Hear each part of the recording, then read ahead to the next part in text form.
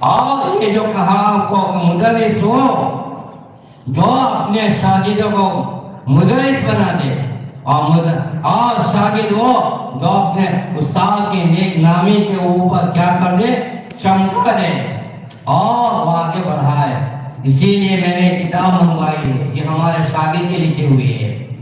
ہم علم حدیث کیسے پڑھیں؟ یہ تمام حدیث پڑھانے والے میں ان کو درخواست کرتا ہوں کہ کاش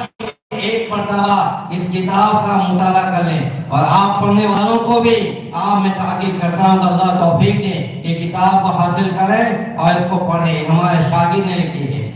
یہ دارال جامعہ سے فارغ ہوئے اور فارغ ہونے کے بعد مسالوں سہارنپور کے اندر چلے گئے، اور وہاں کا جو کورس ہے تقصص الحدیث کا،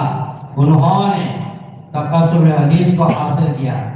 اور حاصل کرنے کے بعد یہ تخصص جو کہا جاتا ہے تو یہ انگریزی زبان میں اس کو ڈاکٹریٹ سے تعبیر کرتے ہیں، پی ایچ ڈی۔ اور عام طور پر پی ایچ ڈی جو بنتا ہے جس فن کے اندر سے تخصص حاصل کیا اس کے بارے میں مقالہ لکھنے کے بارے میں مکلف بنایا جاتا ہے، اور کئی سو صفحات کے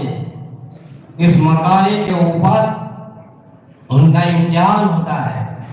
تو انہوں نے لکھی اور اس کے بعد یہ شائع ہوئی، اور شائع ہونے کے بعد یہ خود مجھے دینے کے لیے آئے، بڑی خوشی ہوئی۔ دعا کرتا ہوں اللہ اور زیادہ ان کو ترقیات کے ساتھ نوازے۔ بلکہ شاگرد ہے مگر پڑھتا گیا، کئی سوال میں پڑھ چکا ہوں، اس کے اندر ایسی ایسی کتابوں، ایسے ایسے شبہات اور ایسی بزرگ ہستیوں کی لکھی ہوئی تصانیف کو سامنے لانے کے لیے انہوں نے جدید اور قدیم